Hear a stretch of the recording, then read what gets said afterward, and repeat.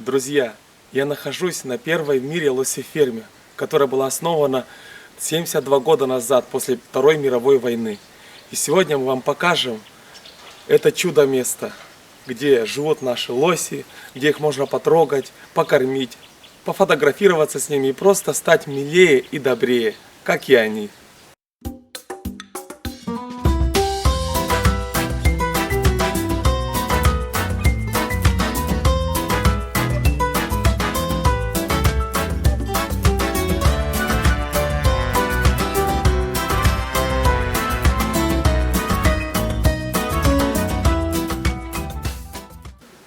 Светлана Владимировна, добрый вечер. Добрый вечер.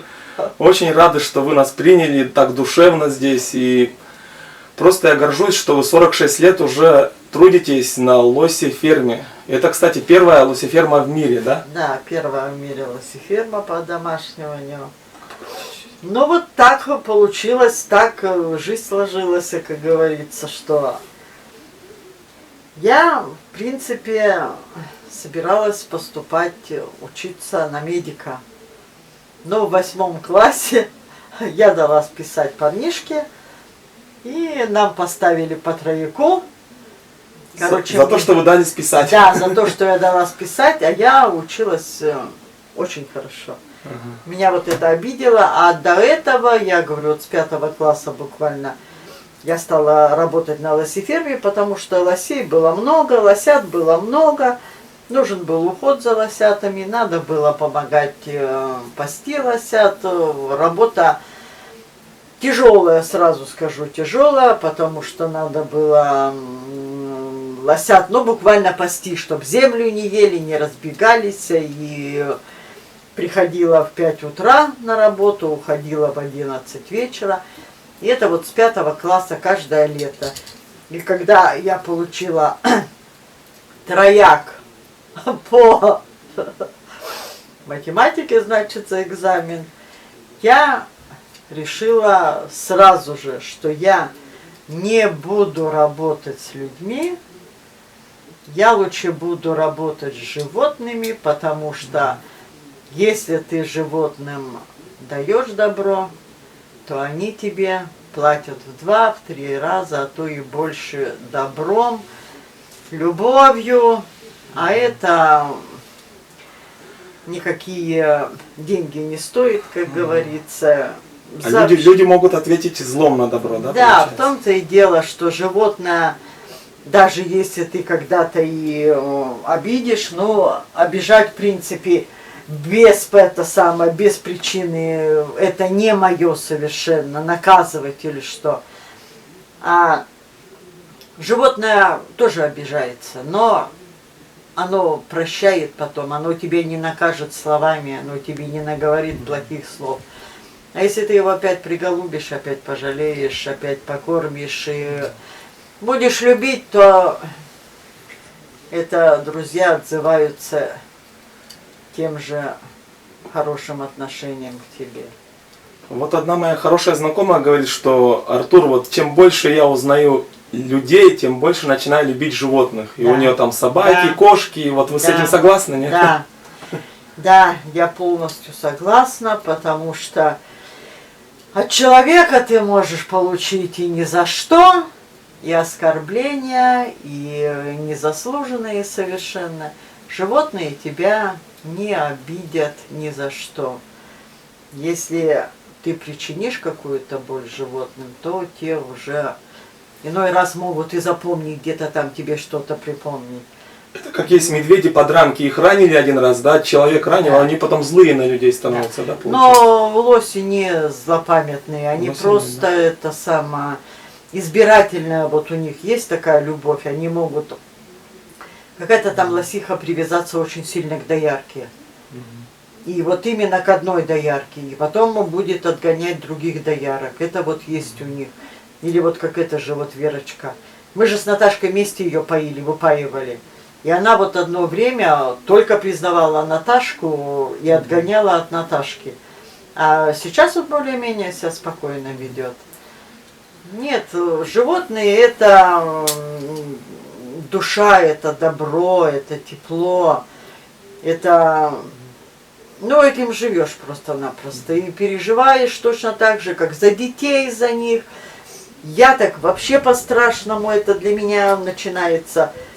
Если я посмотрела на лосенка, и вот мне кажется, что он не так посмотрел, я начинаю бегать в ихний сарайчик, через 15-20 минут, и все его поднимать, и все смотреть, и все на него там обращать внимание, мне все кажется, что-то не так.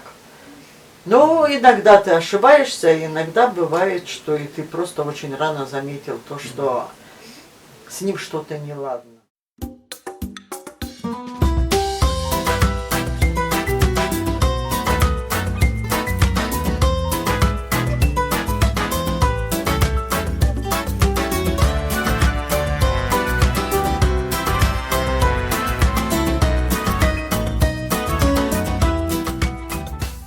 Какие проблемы есть и нужды у лосефермы?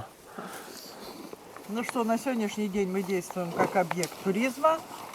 У нас на данный момент 11 голов. И наша задача вырастить насколько можно добрых, покладистых, именно для общения с человеком.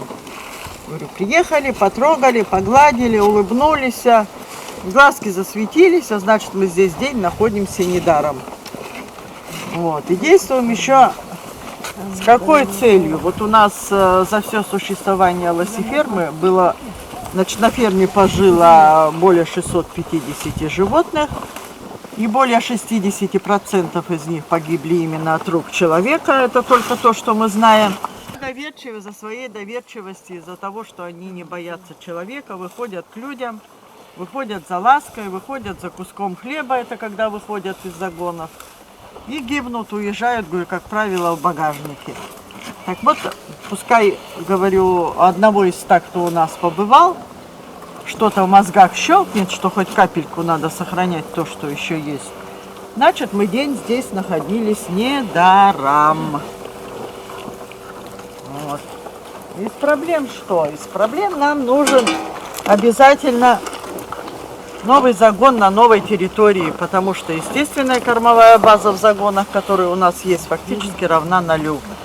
И обеспечить полноценно животных, которые у нас есть, мы просто физически не можем. Это очень сложно.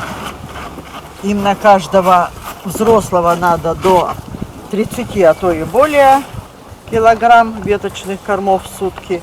Ну вот на таких килограмм по 15. Это очень трудоемко. Они, говорю, пускай не сидят у нас голодными, но они не получают того разнообразия, что получили бы в природе или в новом загоне. Вот. Это вот больная наша тема, пока на данный момент еще не разрешенная.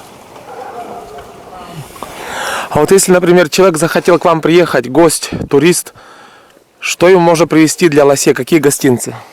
Ну, как правило, я говорю, что можно привезти морковку, капусту, яблоки, ну, короче, овощи, фрукты они едят все, угостить. Ну, что-то хлебобулочное, тоже не откажутся.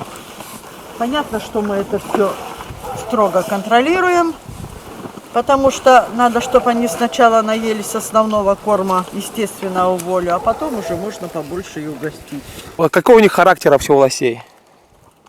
У лосей точно так же, как и у человека, у каждого разный характер. Некоторые более привязчивые, некоторые менее агрессивных у нас так вот нет на данный момент животных, чтобы дрались, просто били людей, хотя раньше это было. Упертые друзья, если не хотят что-то делать, шишек с места стронешь. Допустим, захотели скушать вот ту веточку, сколько их не зови, они пока не съедят, они не отойдут.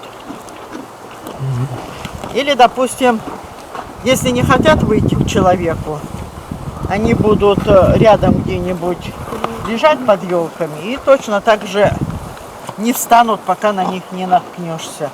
А так очень привязчивые, очень отзываются на ласку, на добро. История существования лосефермы здесь, вот в Якше, она такая разнообразная, потому что были, я так понял, и взлеты, и падения, и плохие периоды, и хорошие, добрые. Сейчас, как вы видите, будущее лосефермы, вот кому-то есть передать вот эту любовь к лосям, вот этот участок, который очень дорог, и который приносит радость детям, людям и счастье? Ну, любовь, во-первых, не передашь. Ага. Каким образом ты передашь любовь? Вот заставить любить человека. Есть такие люди, которым можно передать вот это. Но вот на данный момент у нас нету таких, чтобы передать надежные руки. Ну, нету вот. Андрей не хочет, если это сама быть зав. Лосефермой. Он был уже в свое время. Наташа ответственная, она и любит, и это самое. Но для этого надо все равно какое-то образование. А на данный момент ни студентов нету, не приезжают на практику, чтобы кто-то горел сюда, чтобы очень сильно любили, чтобы именно вот душой болели за все. Посвящение, чтобы было у кого-то, да? И сердце, и душа здесь. Конечно, и руки, конечно, и ноги. И конечно. Это мы шли и не думали там, я не знаю, может время другое было. То деньги всегда нужны ведь просто для жизни, да. И как-то другие материальные ценности были или что. Сейчас ведь с нашими зарплатами, во-первых, сюда никого не заманишь. Пока сложно. Сложно пока говорить о будущем, да? Да. А вот за 46 лет расскажите какие-то интересные случаи, которые произошли именно с лосями, необычные какие-то истории. Ой, да их было столько, что, во-первых, все и не помнишь. Ну, например, несколько каких-нибудь вспомните, может. Их и не помнишь. Ну вот мы же по-другому раньше, была другая методика содержания лосей. И каждый день мы лосей приводили из лесу, кормили здесь, а они у нас отдыхали, а потом уводили опять в лес, чтобы они там паслись ночь.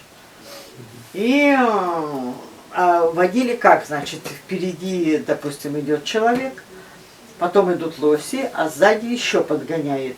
Человек идет сзади лосей, подгоняет. Ну вот, представьте, значит, зимняя тропа, глубокая. Впереди человек, значит, ушел, лосята следом. А я, чтобы напугать, значит, лосят, потому что они возвращаются иногда следом, идут за тобой с подрубок. И я, чтобы напугать этих лосят, чтобы они разбежались. То есть вы проводили на определенный участок, и надо их напугать, чтобы они за вами опять обратно не пошли? Да, чтобы это самое. И я вот так вот нагнулась и зарычала. А то, что как медведь, чтобы они убежали. Как медведь, да? Да, а то, что сзади меня шла лосиха, я об этом даже не подумала. И я очухалась от такого шлепка вот по плечу. А еще одежки были эти вот старые куфайки стеганые такие самые. Так вот у меня вот это вот копыта от лосихи.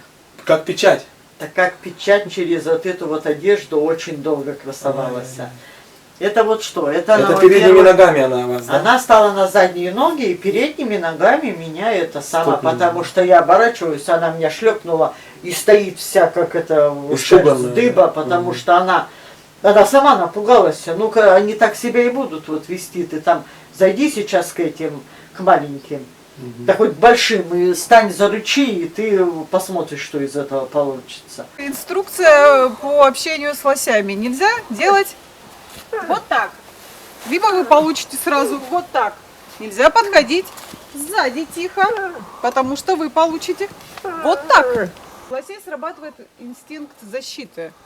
Все животные в природе, да, хищники, волки, медведи, они находятся ниже их уровня, правильно? Вот сейчас вот даже так он может мне чем-нибудь стукнуть. То есть для них это опасность.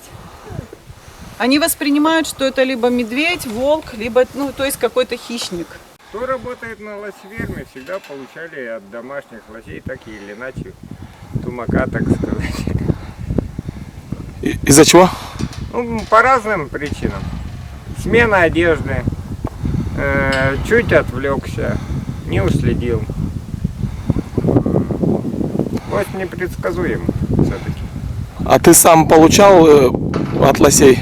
Да, получал неоднократно. В этом году была атака от мелки во время кормления. Ну, по копытами получил по веткам. Ветки нес на хребте, так сказать, на плече. Удар по веткам попал. А так все получали, так или иначе. Лосихи иногда защищают доярок. И кто пытается обидеть доярку, тот получает. Ну, могут задеть и доярку во время защиты. Поэтому это такая работа. Надо постоянно следить. Если лось сзади, всегда пытаться контролировать его взглядом, чувствовать его. Если не будешь чувствовать, не контролировать, возможно, резкий звук, что-то другое, лось может просто резко двинуться и, не желая причинить вред человеку, нанести ему, так сказать, небольшой удар или зацепить телом, мордой. Он даже поворачивая голову во время еды может просто, толкнуть мордой. Это было зимой, а это было осенью. Мы, значит, опять вели лосят в лес. Накормили, они отдохнули, и мы их вели оставлять пастись. Вдоль сетки, вдоль загона сетки, значит, да. Я шла впереди, лосят звала, потом, значит, лосята, а сзади еще Света тоже шла. Звали девчонку. И вот она, а я иду, а навстречу медведь. А я остального-то не помню, она надо мной смеется до сих пор, Светка. Я на сетку, значит, быстро на сетку на эту залезла у забора, да, я ору, у меня дети. Вы орете медведю, что у вас дети, да? То, что у меня дети, пускай, значит, и Светку, и лосят он ест, а то, что у меня дети, меня не трогает этот медведь. Ну, понятно, господи, медведь бежал от меня точно так же, как я от этого, от медведя бежала. То есть и медведь не напал на лосей? Нет, тоже, нет, он просто испугался и убежал. Это-то вот с лосями. Вы на сетку так сказать. Да, и Светка смеется вот до сих пор надо мной, что это самое. На сетку это моментально, что там ячея крупная такая, я на эту, на сетку-то заскочила, говорит, и кричит, у меня дети это самое. А остальное там по барабану, лоси, Светка и все, что хочешь. Медведи такие друзья. Я вот в этом ручье, вот, где вот оттуда спускаетесь, это последний здесь ручей. Когда-то в июле месяце, это уже и сумерки, и все, в 12 часу ночи она распускалась с той стороны ручья. Иду, а голову так поднимаю, а с этой стороны ручья что такое большое, черное. Я думаю, что тут собака-то такая большая делает. Когда я поняла, что это медведь, я вокруг так бежала. Вот моментально передо мной промелькнула вся жизнь, буквально вся жизнь. Я была, значит, в легком халате, сверху был фланелевый халат, в кармане были спички. Я думаю, сейчас халат сброшу, этот подожгу халат. А я в то время выделывала шкуры медведей. Думаю, сейчас он меня догонит, припомнит мне все эти самые, сколько я их перевыделывала.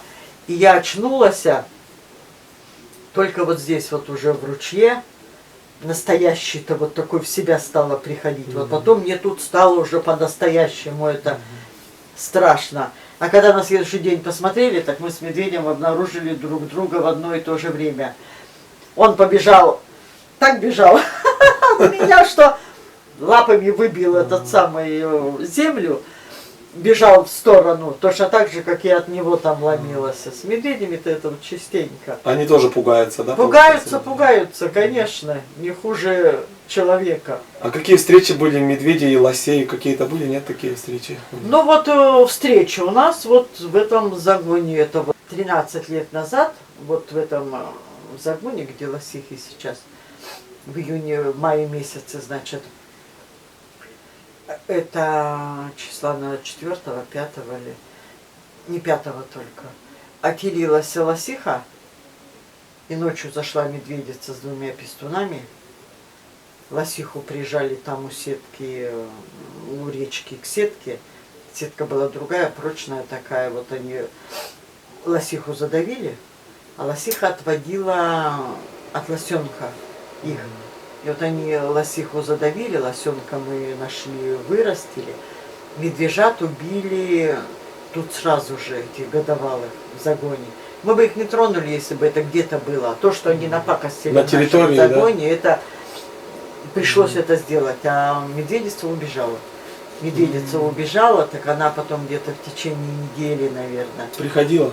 приплывала по речке, поднималась по лесенке буквально, и все ходила в этом районе, где убили этих самых медвежат, все ходила, рычала, плакала. Она искала своих детей. Ну вот такова вот природа. Там осталась мамка без детей, тут осталось дитё без мамки. Вот так получается, да, такой... Да. Мгм. Ну, понятно, мы бы их не тронули, если бы это они не напакостили в нашем загоне, и тем более лосиха одна была. Лосята остались без мамы, а Лосенок, медведица да. осталась без медвежат. Да, да, лосенок. Ничего, нашли, вырастили, выкормили, выпоили. Все нормально. Это мутация рогов. А это рога, ну, просто с куском. Да-да-да, а вот там вот изогнутые как он. Это тоже мутация. Тоже мутация. Мутация произошла, и вот. А, у нас еще есть интересный, вот череп здесь висит. Это, собственно, череп лося, который в гоне был, и он напал на уазик. УАЗик, который ехал по дороге, он его воспринял как врага и выбежал из леса, и, собственно, произошло столкновение. Вот у него сломался рог, и он проткнул дверь вот насквозь, и люди, конечно, не пострадали, но вот лось сам погиб. Да. При столкновении. Вот такие вот у нас интересные экспонаты. Событием, которые произошли в 1970-е годы, появился такой план у советского правительства того, что необходимо улучшить сельское хозяйство, увеличить производство, то есть сельскохозяйственных культур. Поэтому было решено повернуть северные реки на юг. И подумали о том, чтобы Печора она начала питать прикаспийское, вот эту вот, ну, вот эту площадь, которая прикаспийская. Поэтому попытались повернуть Печору на юг. Было заложено 3 заряда ядерных под реку, и один был произведен взрыв. К счастью, к несчастью был произведен взрыв, но, к счастью, этот проект скоро закрылся, он не сработал, и от него отказались. Однако последствия все же остались. И вот здесь вы можете увидеть фотографии видоизмененных лосей. То есть рядом, рядом с этим взрывом была как раз лёжка, ну вот место, где лоси жили, где происходил вот их ежегодный путь, пролегал, и, собственно, лоси видоизменились. И вот здесь такой представлен у нас образец, это лось с белой шерстью. То есть это не лось-альбинос, у него именно белая шерсть такого окраса, и также вот у нас есть белки, которые тоже поменяли свою окраску, вот у них... Ну, красивый, но неправильный, конечно. Альбинос. Да. Ну, вот эта белка альбинос. Но вот эта белка частичный альбинос. То есть, вообще, у нее отсутствие пигмента. Ну, вот здесь немножко у нее сохранился пигмент в хвосте и в ушах, но вот у нее глаза красные. И это, собственно, признак есть альбинизма. А вот у этого нет. У него глаза были, ну, обычного цвета. Это ядерный взрыв так повлиял, да, получается? Взрыв повлиял, да, ядерный? Радиация. Радиация, да, повлияла? Да. То есть радиация, она произвела мутации в генах и, собственно, повелели. Может, до сих пор еще радиация? До сих пор, конечно, влияет. Но вот сейчас проводились исследования, и там радиация уже в приемлемом как бы количестве, то есть, но она осталась еще, но уже приемлемый такой уровень. Но там большая рыба, говорят, что в этом озере, там образовалось озеро на месте взрыва, и вот говорят, что там рыба очень большая, но, конечно, есть ее как бы не следует. Это примерно где взрыв был? В каком районе, где это? Ну это... Березовская, это ничего. На Чусовское. Чусовское. Где-то вот там. Да. Говорят, что со Смолей. Пермская. Пермское это получается. Да-да-да, это уже там.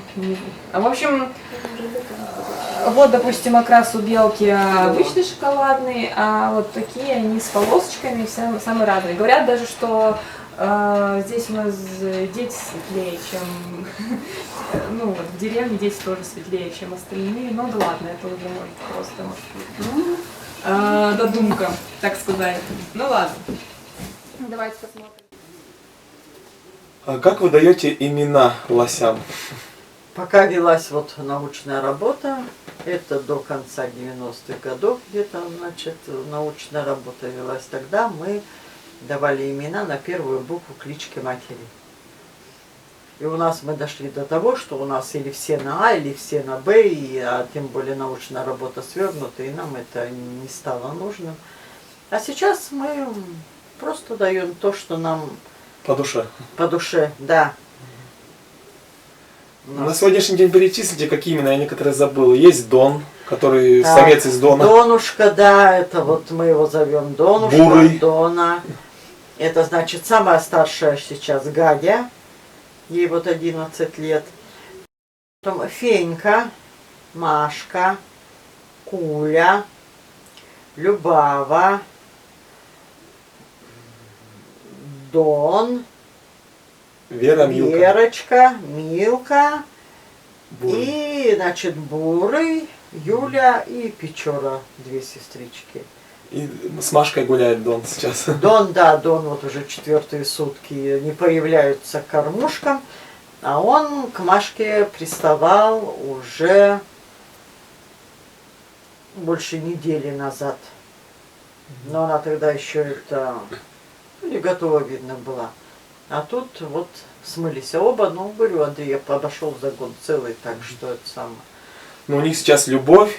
А как потом вы определите, что Машка забеременела? И как вообще роды происходят? Как потом вы их растите? И получается вопрос, двойняшки, тройняшки рождаются? Нет, или только один лосенок рождается? Ну, забеременела, нет, УЗИ мы не делаем. УЗИ не делаете? Да, даст Бог, все нормально, но это уже где-то после Нового года уже поближе там Видно к марту будет, да? будет, да. Где-то в марте уже там уже это самое будет точно в феврале видно, что это самое стельное, не стельное. И Но рождаются они примерно когда? в основном лосихи телятся в мае месяце. Это вот в основном. А так бывает, что значит и в конце апреля некоторые телятся. Был год у нас, что вообще 1 июня только начали телиться, потому что мы продержали их здесь, а загон ремонтировался, и они потом, они могут просто перегуливать, допустим, вот гуляли 15 там числа, да, и через 21 день они могут опять перегуливать. Еще раз. Да, но это только осенью именно бывает. Если у коров круглый год, то у них вот осенью. Но Машка бы, конечно, должна двойню, потому что вот они вот по первому отелу по одному приносят, а так последующий отел-то бы по двойне надо. Она вроде ничего, упитанная. Ну, То есть это двойни, тройни бывает, да? вот двойни это как правило, а тройни один раз была всего тройня за все существование. Это была лосиха Алыча, мамка. Она прожила на ферме 18 лет, пала естественной смертью. Вот у нее была тройня, это были, по-моему, 2 мальчика и девочка. Но судьба этой тройни не очень хорошая, потому что 2 из этой тройни в июле месяце задавил медведь на болоте. Ну, потому что, говорю, мы их выпасали, они паслись ночь сами.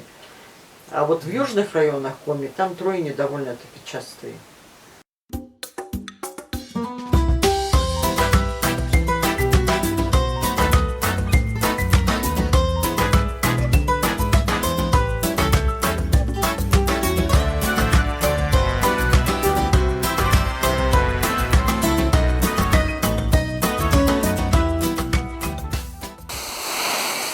отмуслякала мимо.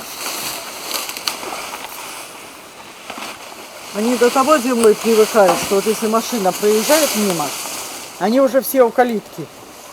Потому что, говорю, знают, что помимо картошки, сухарей, там комбикорма, что они утром ели, им обязательно принесут что-то вкусненькое.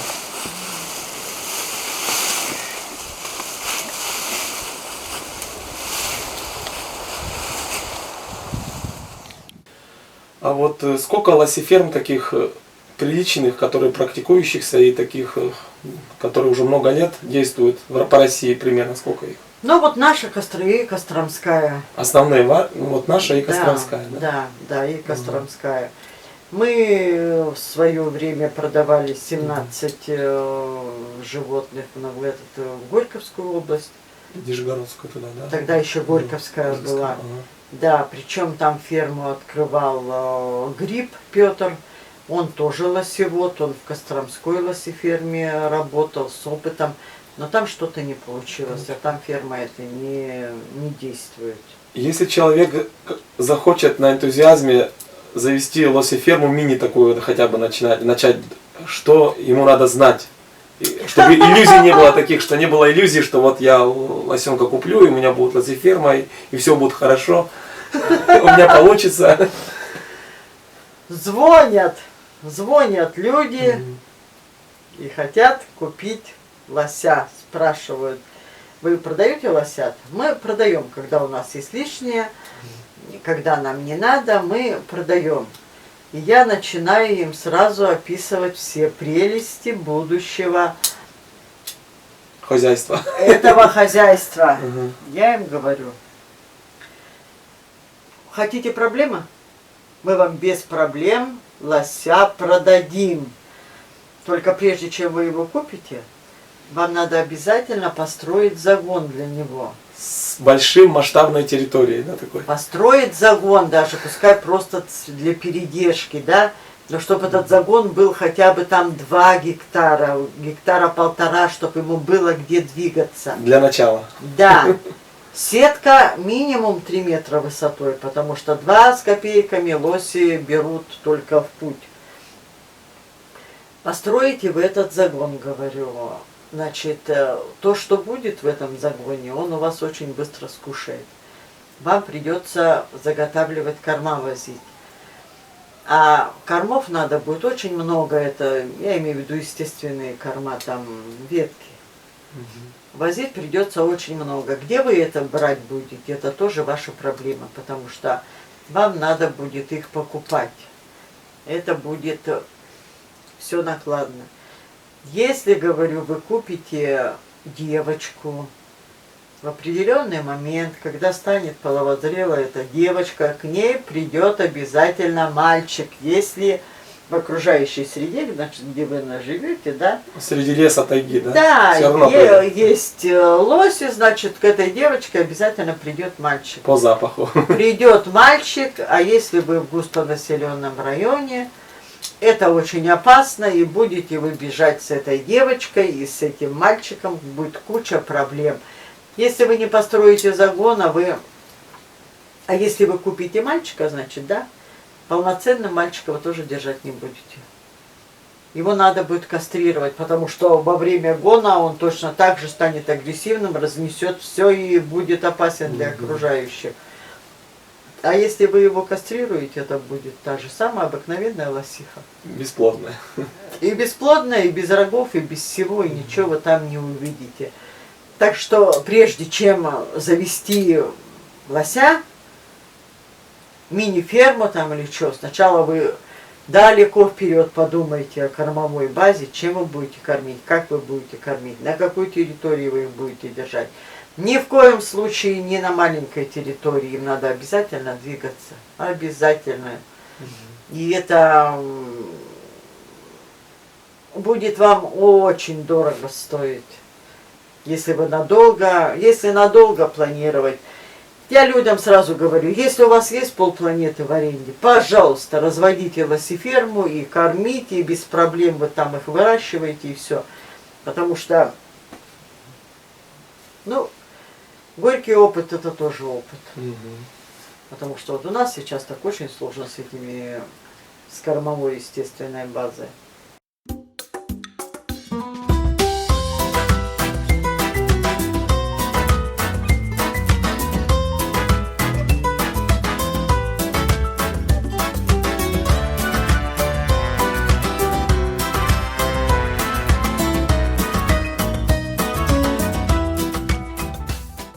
Едят они у нас фактически все лиственные, что у нас растут, не едят только ольху и черемуху, это вот летом. А так в природе они съедают до 280 видов растительности и больше. А зимой они еще помимо лиственных едят хвойные, едят елку, сосну, пихту, не едят у нас кедр. А остальное все лопают с удовольствием. Из лиственных, конечно, предпочитают осину, иву, рябину, но у нас этого не очень достаточно. В основном березой питаются, зимой особенно. Кушай, Печора, кушай давай, кушай.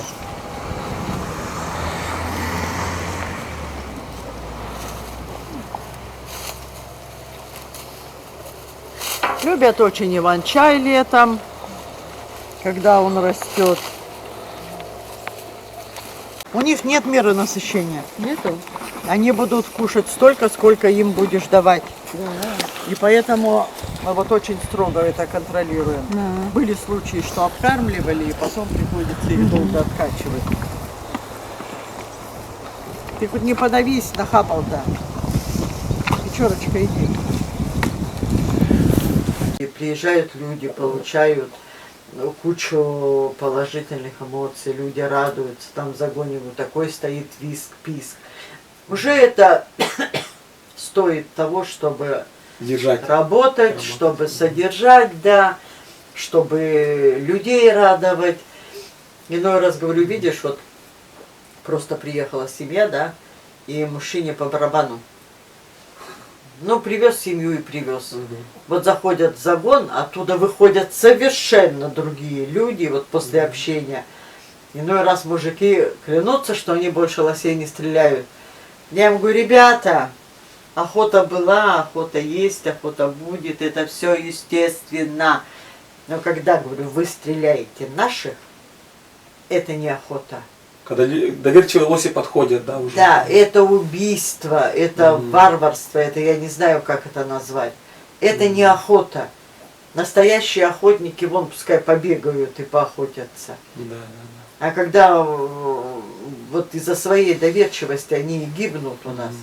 Люди спрашивают, они вот, если выходят из загонов, они смогут жить в природе? Я говорю, они прекрасно смогут жить в природе, если им поможет не жить человек.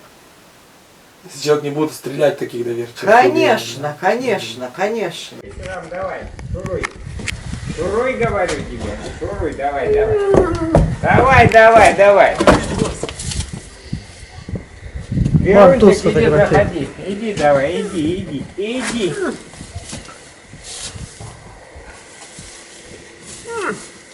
Верочка, иди заходи. Это Вера, да? Ага. А с ушком у него замерзли? Нет, это мы всем отрезаем кусок уха, чтобы было видно, что это домашнее. Как я испугалась. Вера, Заведи заходи, это, давай. человека-то сюда. А где Артур еще? Не знаю. Сейчас прибежит. Верунчик, заходи. Красавица. Вера. Идет. Это я. Выйдем, дадим тебе сухарь. Светлана Владимировна, когда лучше приехать к вам в гости? В какое время лучше, вот, если захотят гости вас посетить, посмотреть на лосей? Ну, к нам вообще-то можно приехать и Любой круглый год, да. Но с маленькими детишками, конечно, интереснее это летом, когда маленькие лосята, лосятки маленькие, детишки маленькие, очень хорошо общаются. И даем бутылочки, и все поют молоком, и только успевают бутылки выхватывать, и лишь бы сфотографироваться, лишь бы потрогать, погладить. И... Да в любое время года. Люди и зимой приезжают, и летом приезжают, и независимо от дорог иной раз. Не по одному разу приезжают. и по 5, и по 10 раз приезжают. Не только с республики приезжают. Приезжают отовсюду. И вот пока это не было нашей этой пандемии, у нас было очень много финнов, были шведы, были голландцы, были французы, немцы, все были. Но из-за пандемии меньше все-таки стало, да? Ну поток вот из-за пандемии, за рубежа никого вообще нету. перестало, да? Да, а так-то, в принципе, вот я говорю, с Нового года и по сей день, вот, да, ну, уже более 1000 человек у нас побывало все равно. Иной год и до 2000, иной год и поменьше. Но для нас это все равно хорошо, и с нашей удаленностью, и с дорогами, и чтобы уехали люди равнодушными. Нет, нет, таких нету. Вкусно. Вон еще одна бежит. Кто она? Прям бежит. Ага. Артем, еду готовь.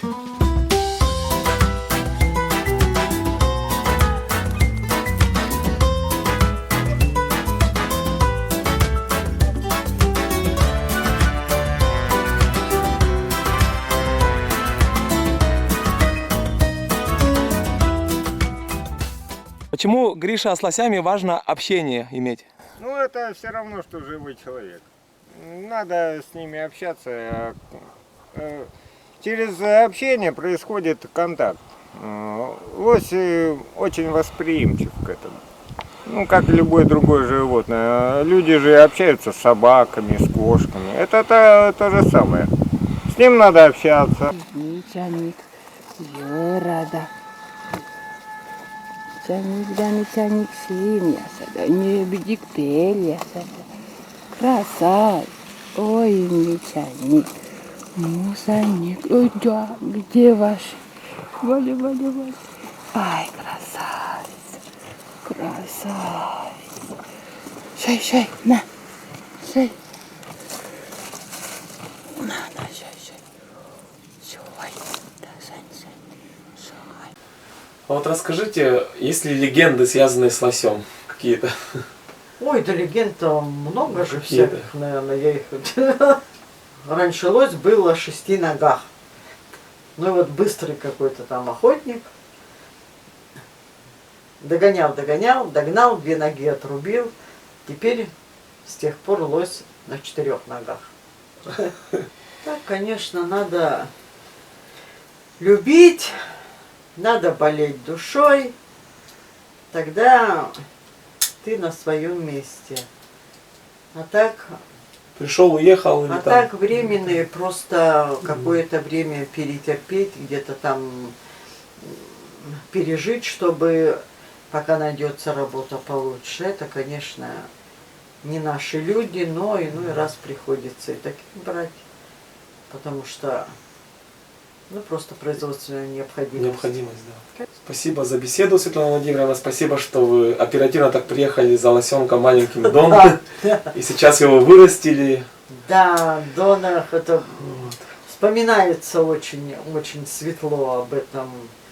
И район Усть-Куломский, мне вообще все очень понравилось. Дорога, и это весенняя такая-то, и туманы, вот это вот все очень такая-то. И то, что Донушку довезли нормально, мы же поехали, мы не успели отъехать, тут сразу звонят и БНК там, и все это сама. Я говорю, как мы вам можем гарантировать, что будет? Во-первых, мы не знаем, в каком состоянии, вообще довезем мы его, не довезем, как вы там можете. А потом, ну, слава богу, конечно, лосенок и крепкий, и прекрасно доехал. В загоне находится наш Дон, ну уже наш Дон, которого привезли 3 года, да, получается уже, будет 3 года? 2,5. 2,5, да, то есть весной будет 3, который уже половозрелый бык, вырос, стал половозрелым, и в его царствовании, будем надеяться, что будет он один только, хотя бы желательно было и диких быков, но в его распоряжении 5 лосих. Здесь у нас 4 лосихи, а его... Ой, 4 лосихи. А вообще 5 лосих. На данный момент он где-то гуляет с одной лосихой, Дон и еще лосиха Машка. Будем ждать, когда придут в охоту эти 4 подруги, то есть. И будем надеяться, что новое поколение нам даст Дон. Крошиш, я тебя вез, на руках держал, так сказать. В машине с тобой в обнимку спал. Ничего, потом ласковый стал. Нормальный бык. Там литру молока выдул. Нам с собой еще литру дали эти хозяева. Еще по дороге выпил. В Троицку приехали, в Троицку у нас уже ничего нет совершенно. Бутылку воды налили в гостиницу, он эту бутылку выпил воды, пока доехали до Якши.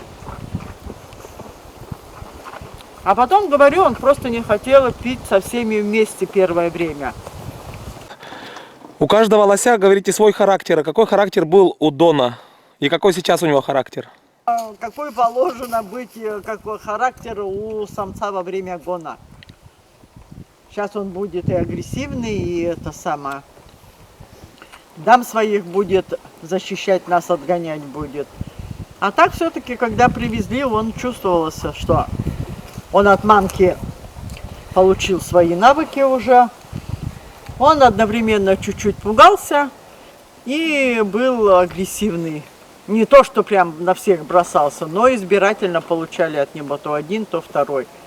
Это поведение именно полудикого лосенка. Но потом уже это все прошло, и в течение зимы он ничем не отличался от наших. Желаем вам здоровья, процветания. Спасибо, что согласились на беседу. Да, с тобой не согласишься. Я еще даже не подозревала, что я куда-то поеду в Троицко-Печорский район, деревню, поселок Якшу. В группе увидела объявление Артура Сергеевича Гарнова.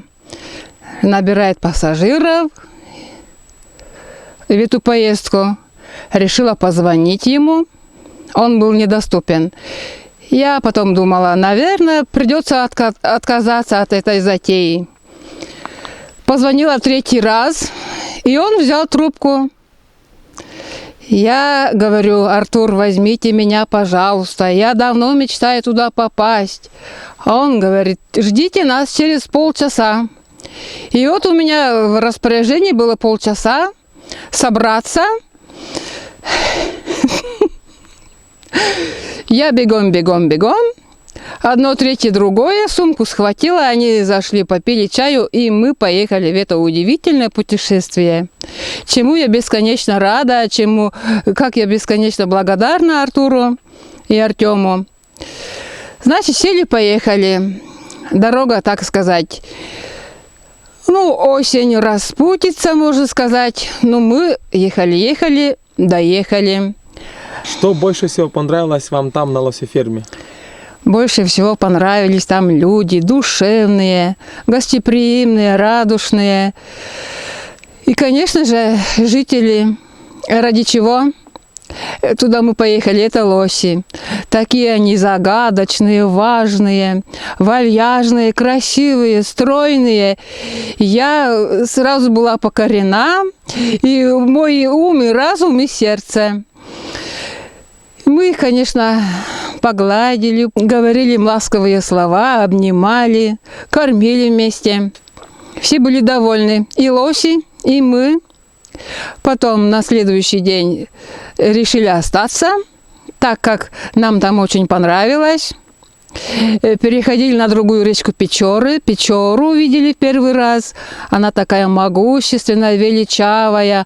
К осени, как нам сказали, она становится серебристой, как такой оловянной. Когда как летом там солнышко и небо отражается в водах Печоры, и она как синяя ленточка.